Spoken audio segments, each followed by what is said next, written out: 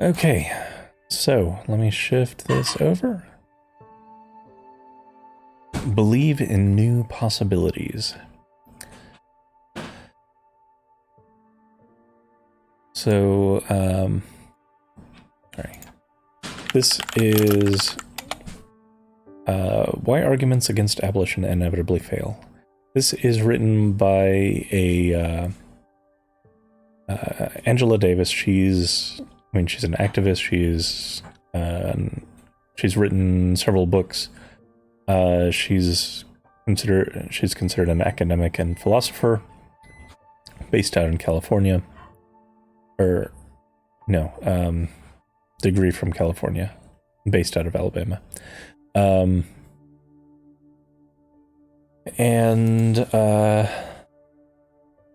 Yeah, a lot of her focus is on the feminist movement and like intersectionality with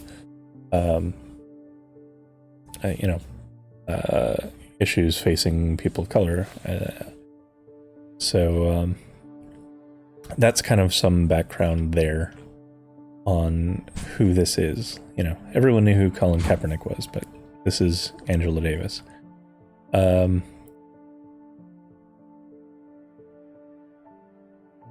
Notably, I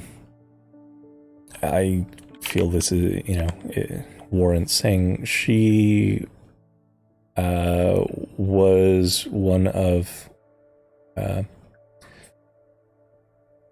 several black people who the FBI went after in the 70s, like cracking down on activists, minority activists was something that was deliberately done, and this was under J. Edgar Hoover's purview.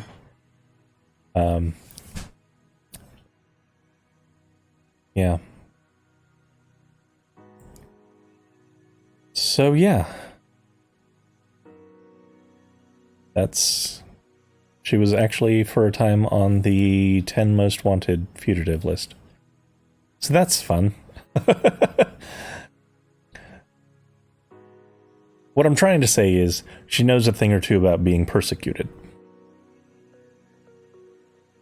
Okay.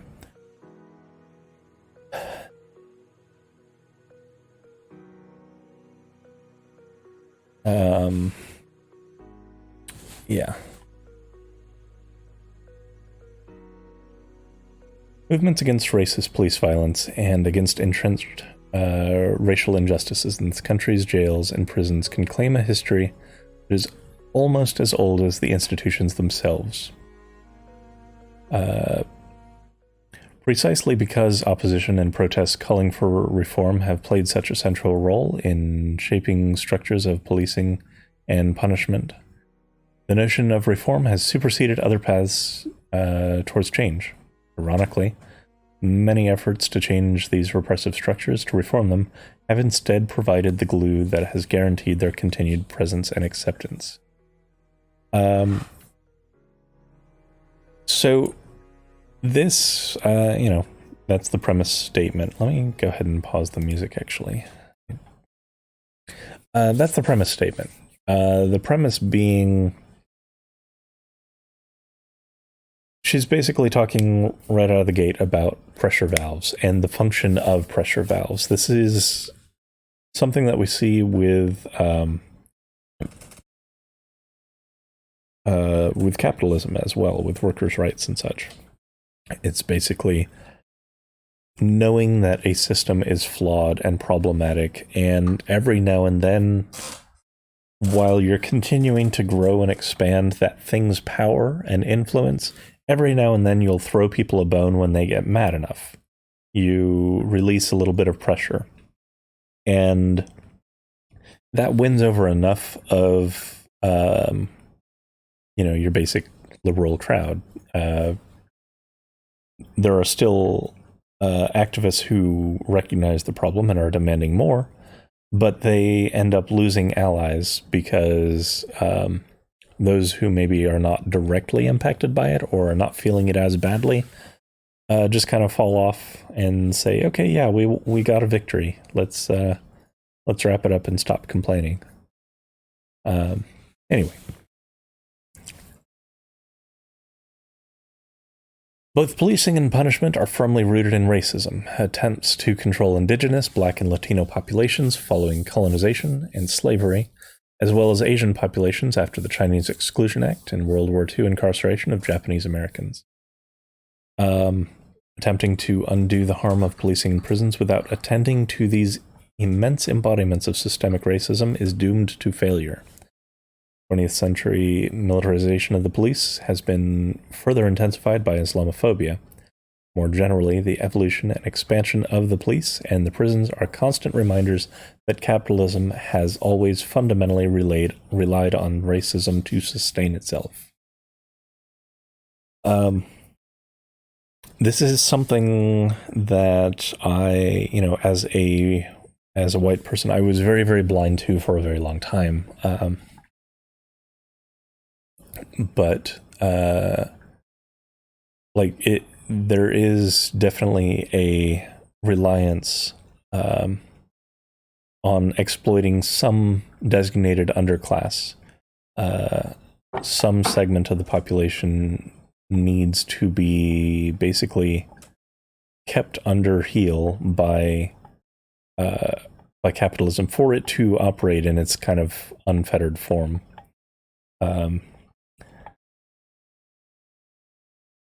Because that's the cheapest form of labor, and that's the easiest way to just own infinite labor. Obviously, things like the Chinese Exclusion Act and the Japanese internment, and what we do in prisons with prison labor, like that's very much the embodiment of that. It is just free labor, free extraction of wealth at the cost of someone else's personhood. We have a very long history of this, and it is not something that ended in the Civil War with the Emancipation Proclamation. It's not something that ended in World War II.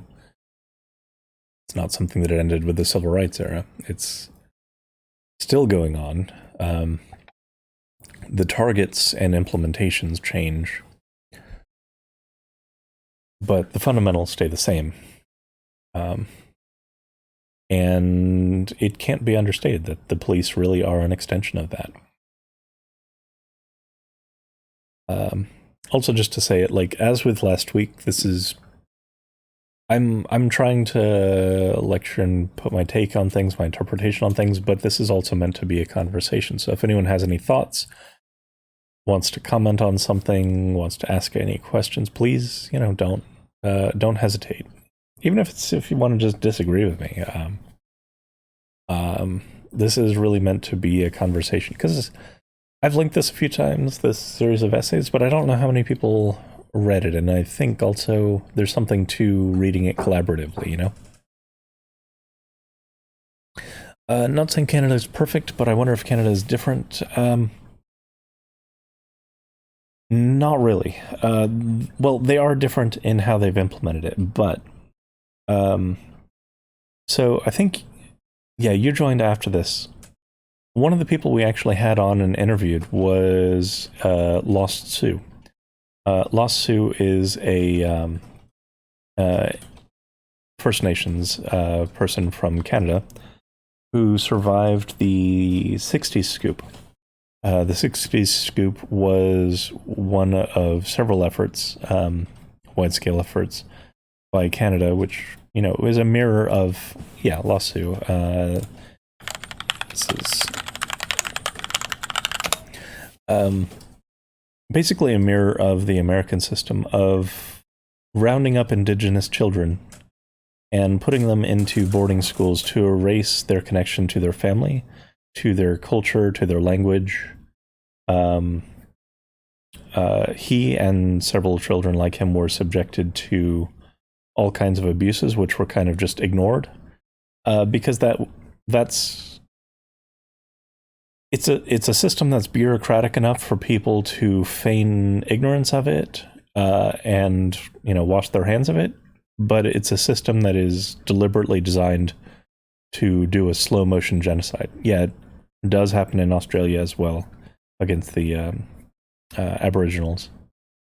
But yeah, Canada has a really bad relationship with its indigenous population. Um, I don't know exactly how the how bad things are for people of color up there. I don't know if Shalloon's in the channel. I know they are a Canadian, and they may have some light to shed on that. But I know at least the indigenous populations, they very much try and break up families and oppress them with disproportionate imprisonment and enforced poverty and denial of land.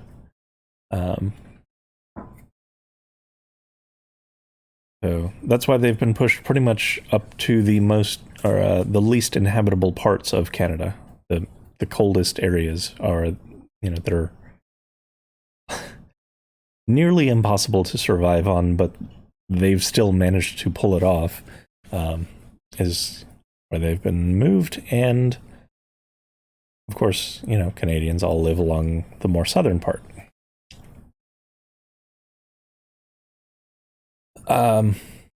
I suspect if you're comparing, America is worse, but yeah, there's definitely a problem up there with that.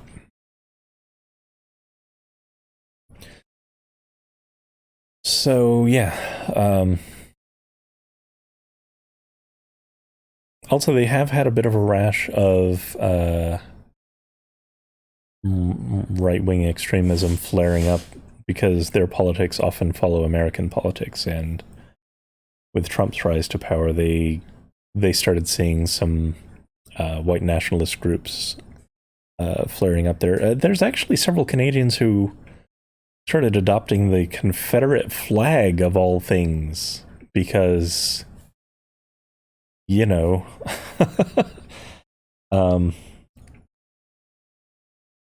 like that's very odd, and there's no way that they could say it's for their Southern heritage.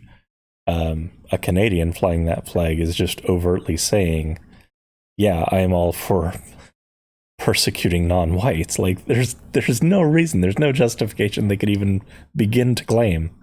Yeah, the Confederate flag, because they know what it stands for. Everyone actually knows what it stands for. It doesn't mean Southern pride or anything. That's just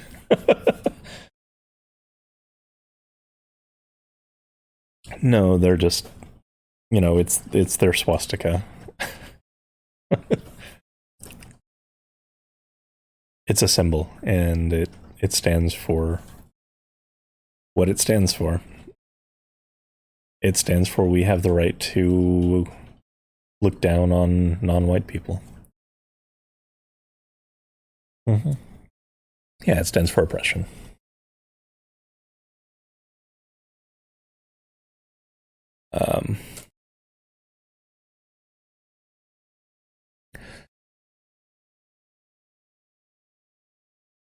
Why does Canadian politics follow U.S. Well, so a lot of it is tied up in money.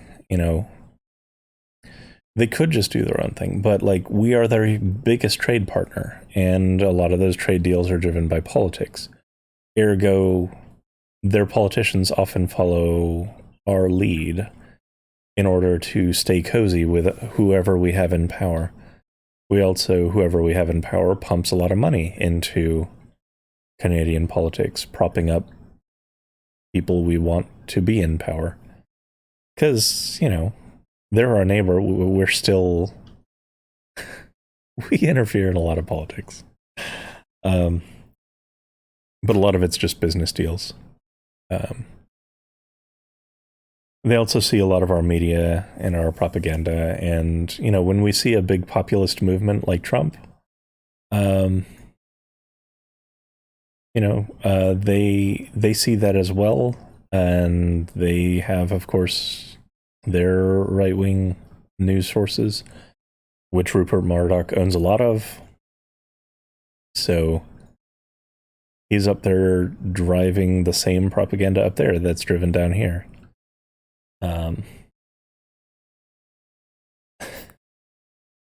It's an interconnected, really weird mess, all really because of money. Yeah, it is. It is. Um,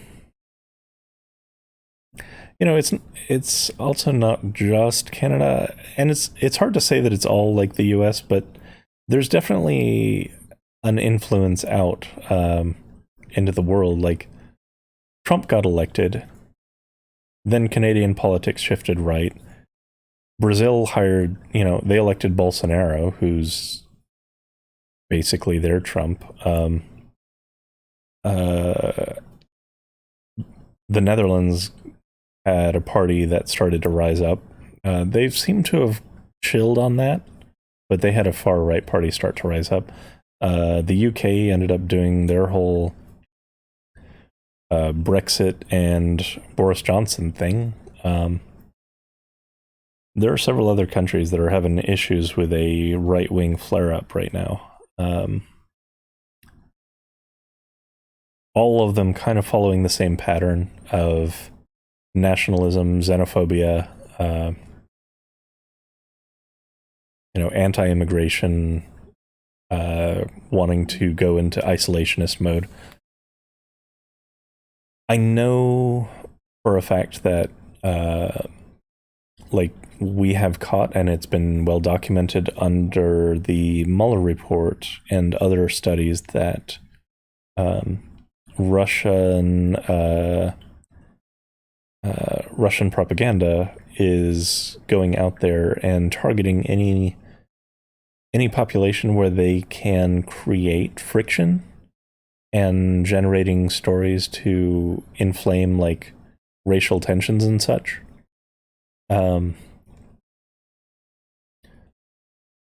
Again, that's not to put all the blame on them, but there's a lot of factors that are generating this, and it's something that,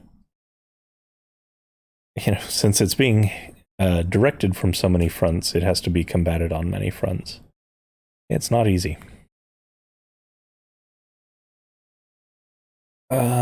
Let's see. Where was I? Yeah. The insight that racism is essentially systemic and structural rather than individual and attitudinal, one repeatedly asserted by healthcare advocates and anti-police and anti-prison activists over many decades, finally entered mainstream discourse in 2020 under the pressure of COVID-19 and its disproportionate impact on Black and Brown communities. Its most popular expression in the slogan "Defund the Police" was disseminated during the mass mobilizations protesting the police lynching of George Floyd.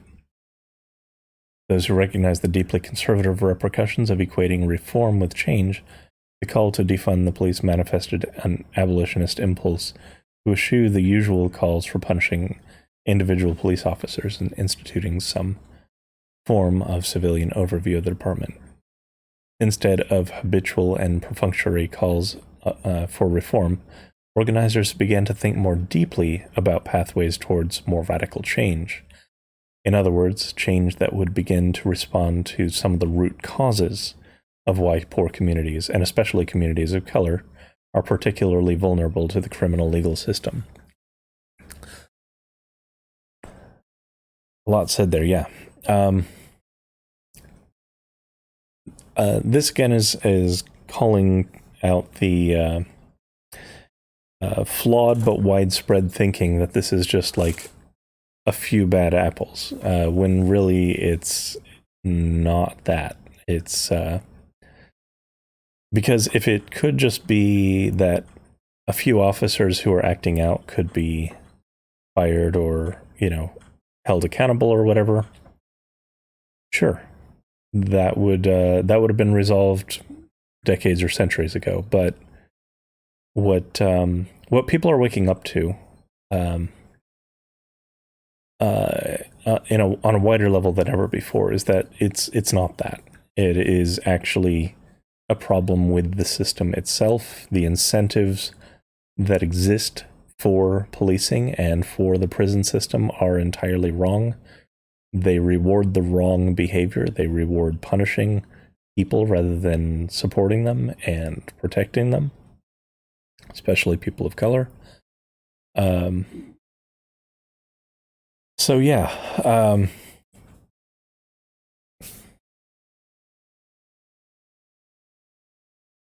in the past, yeah, it always has been, well, maybe we could just handle those few officers. Maybe it's just a problem with this department. Those calls are being called out now as not enough. It hasn't been enough for the decades and centuries that it's been tried. We're still seeing this happen over and over and over again, seeing state violence inflicted upon people unjustly.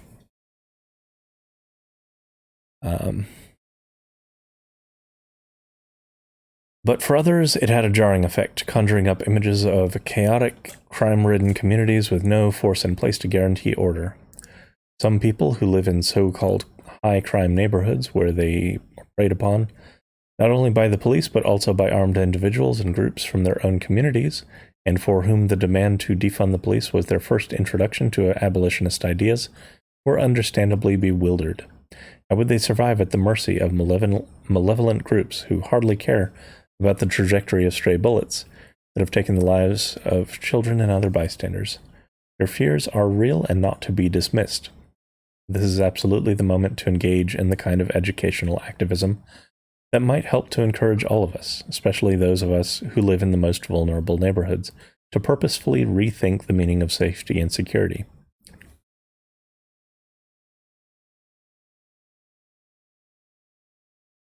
There was a poll done, and it's often cited by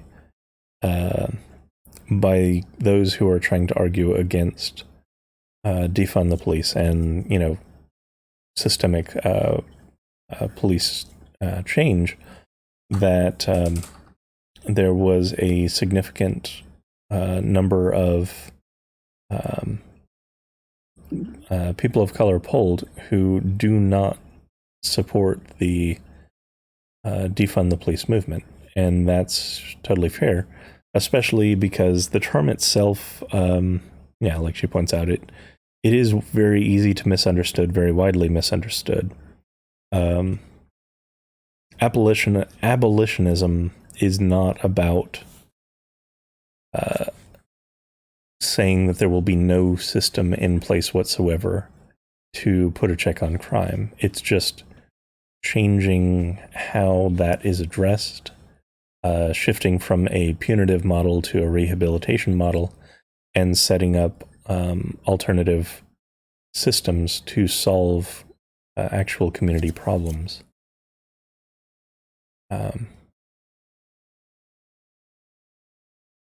You know, things like we've discussed of support for people who are homeless, rehabilitation centers for people with drug problems, doing these sorts of things rather than just throwing them in a box. And that's, you know, getting those alternate support systems down, and also getting getting some sort of community watch system or community protection system in place, driven by the community, that serves the needs of that community. That's what's actually being talked about. But yeah, it is widely misunderstood, and those in the most vulnerable neighborhoods definitely need to be at the forefront of that conversation to define what would best serve them. The fact that those neighborhoods exist, the fact that high crime neighborhoods, you know, as they're called, exist, demonstrates that the system as designed really doesn't work. It doesn't actually deter crime. Crime just exists where enforced poverty is created. Because We have the most expensive, the most well-equipped, the most entrenched police force, domestic police force in the world. Like, we have the highest number of cops per capita in the world. And those kinds of neighborhoods still exist. Like, if it worked, that wouldn't happen. And if introducing more street cops in an area lowered crime, that would bear out in the statistics, but it doesn't. It shows that you just end up with, you know, a lot more arrests and such. It doesn't actually reduce the number of crime incidents. Because the root causes of those of crime still has not been actually focused on.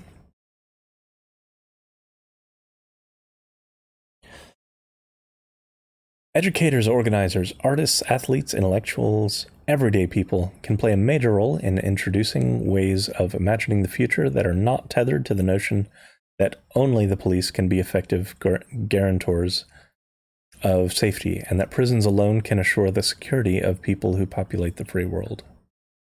Anti-racist feminists have long argued that relying on conventional policing and carceral strategies exacerbates gender violence rather than eliminating it.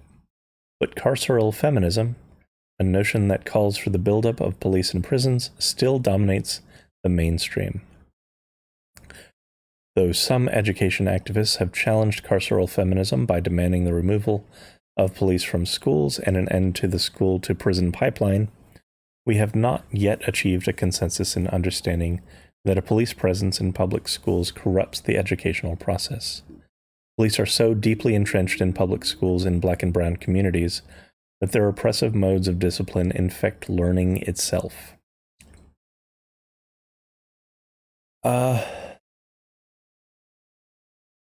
So this is touching on subjects that I actually am not particularly well versed in.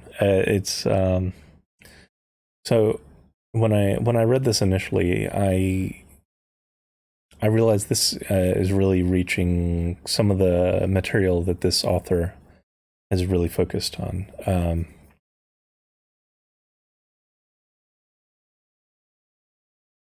I would say like trying to read between the lines here, trying to read exactly what's being suggested. Like, the education system I can kind of understand pretty well. We do, because I had a cop in my high school. I don't think it's nearly as bad as it is today, but it's, you know, it's constantly getting worse. And it wasn't a black and brown school either. It was a predominantly white school. But I could imagine how constantly having a cop on campus and being under the scrutiny of the law would kind of alter your perspective a bit. And yeah, carceral feminism. Let me look up the term, because carceral feminism is the advocacy for enhancing and increasing prison sentences that deal with feminist and gender issues. It is a belief that harsher and longer prison sentences will help work towards solving these issues. So I imagine this is things like calling for stricter sentencing for things like sexual assault or sex trafficking and things like that. And the argument here is that, like with other crime, increasing the sentencing for it doesn't actually resolve the problems that exist. And I would agree with that, because we have pretty steep punishment for sex traffickers, and yet it kind of keeps happening. Sometimes even openly, if you're rich enough, like Jeffrey Epstein and such. Yeah, he eventually got caught when. Right. Well, I consider so it is a progressive politic, but it's like they're trying to solve the problem in two different ways. And I think I agree with the anti-racist feminist perspective here, that she is laying out, which is that uh, focusing on being punitive in these cases, while it may be important in some cases, isn't really going to solve the problem. It isn't really going to prevent it happening.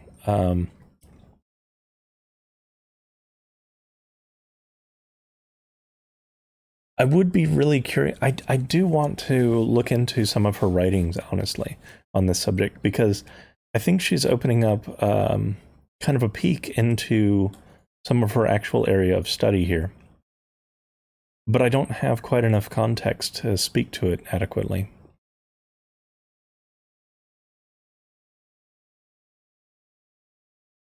Because I would be really curious to know what solutions come to her mind. I imagine some of them involve, um, first of all, just taking accusations seriously and not dragging victims' um, credibility and dragging them out through the court system. Um, in fact, that's one thing that I've heard a lot of is many of these cases don't ever get reported or tried because that's kind of horrific. Like, you are a victim of like sexual assault, and then you have to go and make public testimony about it in front of everyone, and it gets recorded into public record for all time, basically. Um, and the best that happens is the person goes to jail for a bit.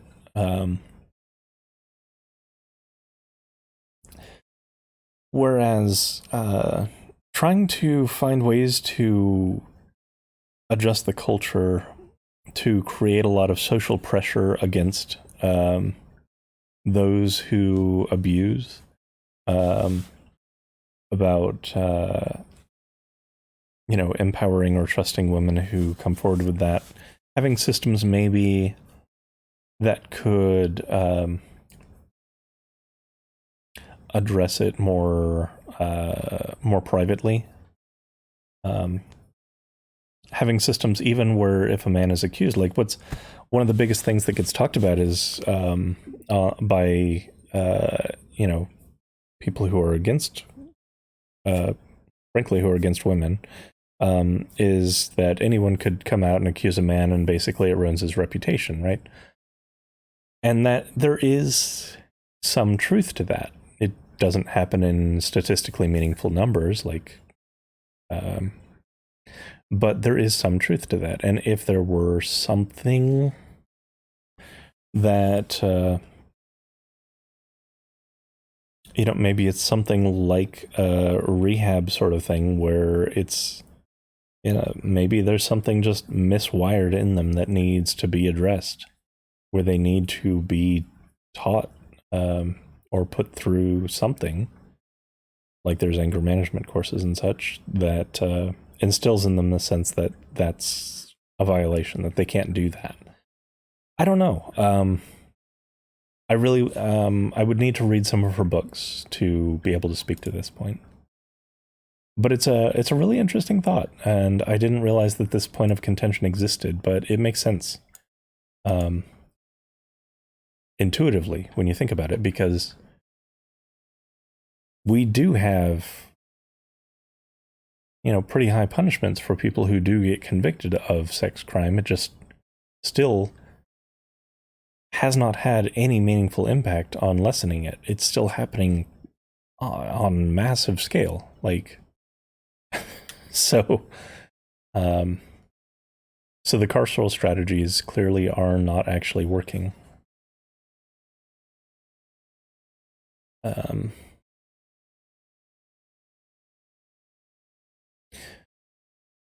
so yeah, I kind of want to come back to that sometime when I've had a chance to read some of her other work. But not to get caught up on that. Let's move along. Security is not possible as long as the physical, mental, and spiritual health of our communities is ignored. Armed human beings, officially trained in efficient methods of administering death and violence, should not be dispatched in response to a black woman experiencing an episode related to a psychiatric disability. She may not only not receive help, but her behavior may well be used as a pretext to kill her. Safety and security require education, housing, jobs, art, music, and recreation. If the funds currently directed toward these institutions, police departments, immigration and customs enforcement, jails, prisons, and immigrant detention facilities, were rerouted toward the public good, the need and justification for steadily expanding institutions of state violence would certainly decline. Abolitionist approaches ask us to enlarge our field of vision so that rather than focusing myopically on the problematic institution and asking what needs to be changed about that institution, we raise radical questions about the organization of the larger society. This is back on root causes themselves. It's she's actually referring to some things that have happened where police have been called in on someone who's like having an epileptic fit and they killed him. Like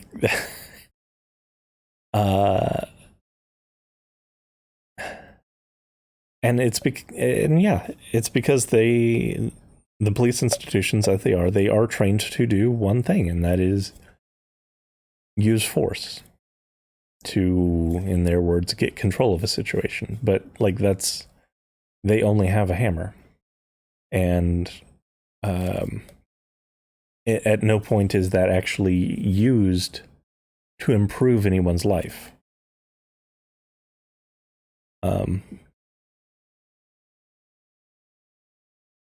Whereas, take some of those funds. If people had better education, if they had secure housing, if they had an assured,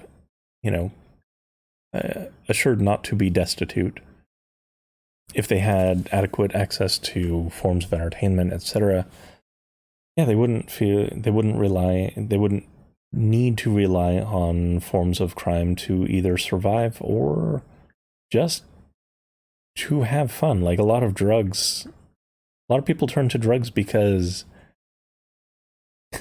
what else is there to them? Like, it becomes the most accessible form of recreation.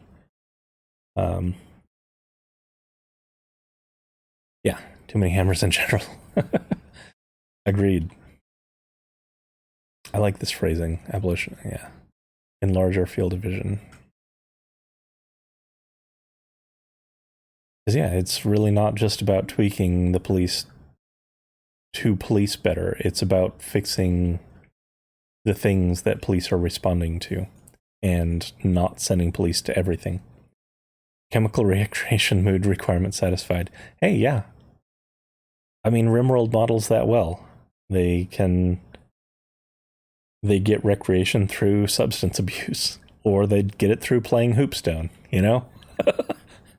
But in the event that they don't have Hoopstone, they're going to get it somewhere.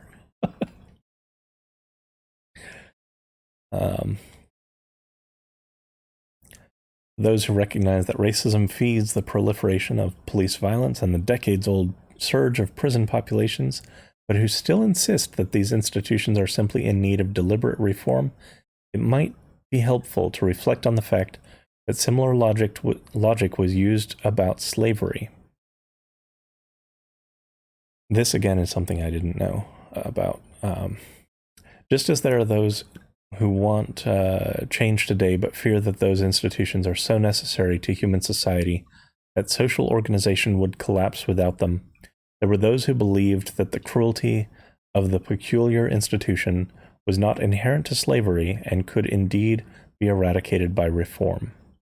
Just as we hear calls today for more humane policing, people then called for more humane slavery. Abolition of slavery, the death penalty, prisons, police, has always been a controversial political demand, not least because it calls attention to the fact that simply reforming specific institutions without changing their foundational elements may reproduce and perhaps even exacerbate the problems reforms seek to solve. Build more pool tables. So leading up to the Civil War, they actually were constantly introducing new regulations on how slaves could treat their or how slave owners could treat their slaves, the requirements for housing them, that they were owed clothes, that they needed to have adequate health service. They were trying to do what she's saying here, which is make it palatable. Not to ever say that it's wrong. Not to go that far, but to tweak it and make it work. But at some point, that's a sunken cost fallacy. And you can get into that in all kinds of things. You can get into that in an engineering project. You can get into that in financial investment. You can get into it with just an ideology. But at some point, you have to say, I've been digging this hole, and I've been digging it and digging it and digging it, and for some reason, I'm not getting out of it. And you have to look at the shovel you're holding and say, well, this only digs deeper. That's what this thing does. And recognize that maybe you need to start building a ladder instead. I'm reaching on that analogy. Cut me some slack. But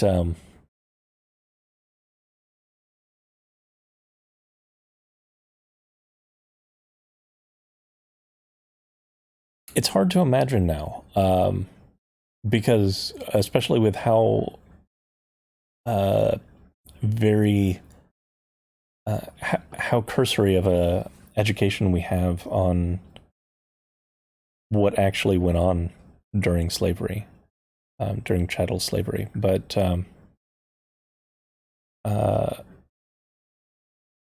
it was an ongoing discussion, and it was decades, centuries of trying to make it work, of trying to pretend like it was okay to do, and all that stuff. And from our perspective, looking back, it's well, yeah, that's horrible. Why would anyone do it? But that kind of hindsight is always 20/20, and I like to imagine that there would be a day generations from now when people look at the way our carceral state used to operate and say, well, who could ever have supported that? That was an inhumane system. That was horrible. And what we have now is so much better, that is the radical thinking is, and it's worth doing sometimes. The language of abolition evokes historical continuity. While most anti-slavery abolitionists simply wanted to get rid of slavery, there were those who did recognize early on that slavery could not be comprehensively eradicated simply by disestablishing the institution itself, leaving intact the economic, political, and cultural conditions within which slavery flourished. They understood that abolition would require a thorough reorganization of U.S. society, economically, politically, and socially, in order to guarantee the incorporation of formerly enslaved black people into a new democratic order. That process never occurred, and we are facing issues of systemic and structural racism in 2020 that should have been addressed more than 100 years ago. Yeah. So, that's we've definitely discussed kind of at length the policies that remain in place to keep segregation in our schools, in our workplaces, in our residences.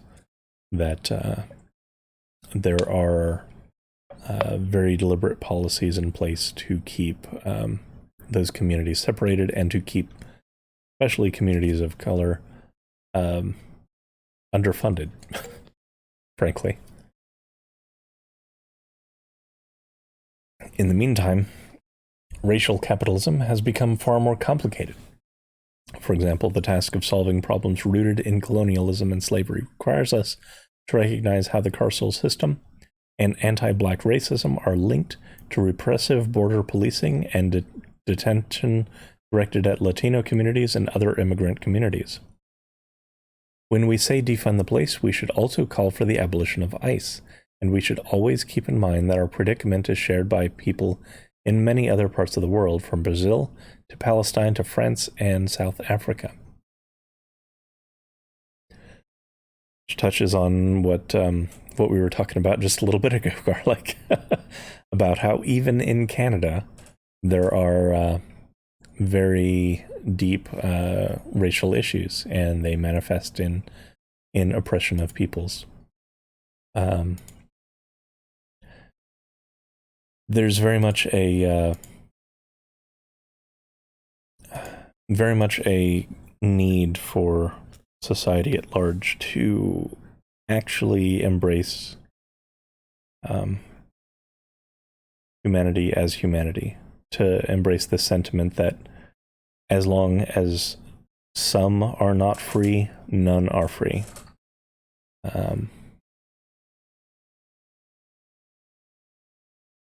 And, if not for the sake of someone else, then even just for your own sake. Because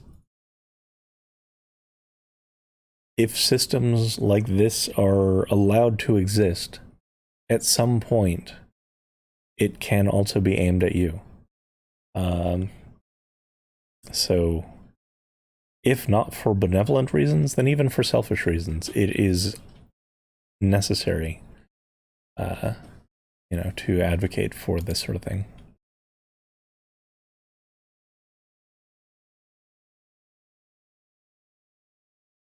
Abolitionist strategies are especially critical because they teach us that our visions of the future can radically depart from what exists in the present.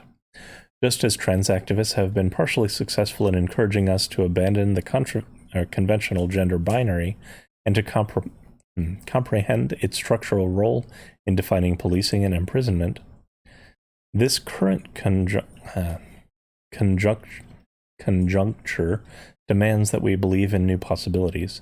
Such new possibilities would include rewarding jobs, critical education, decent housing, accessible healthcare, recreation, and art for all. It also demands that we conduct ourselves on our campuses, in our sports arenas, and in our political struggles, cultural work, and intimate lives as individuals and communities worthy of racial, gender, and economic equality, and worthy of radical socialist futures. This list in particular. We did a reading some time ago on the Universal Declaration of Human Rights, and that's pretty much all this is saying. People deserve what's laid out in the Universal Declaration of Human Rights. That's it. That's all people are asking for. And yet they're denied it over and over and over again.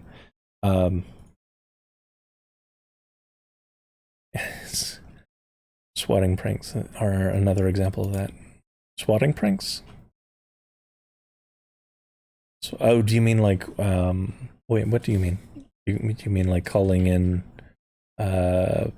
police on someone or something? Unfamiliar with the term, unfortunately. Yeah, when someone calls. Yeah, that can get people killed. That and does get people killed.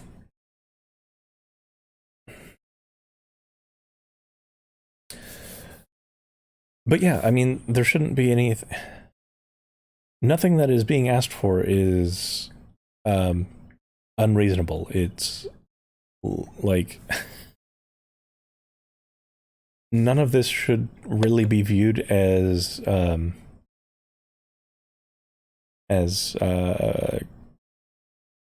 know um, controversial.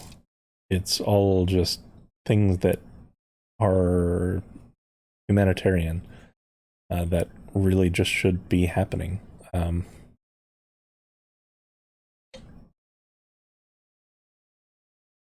Like, if you want a better world and better society, these are things that can be done. It just requires the will to do it. Another reason to reduce the... Yeah, exactly. Exactly, garlic.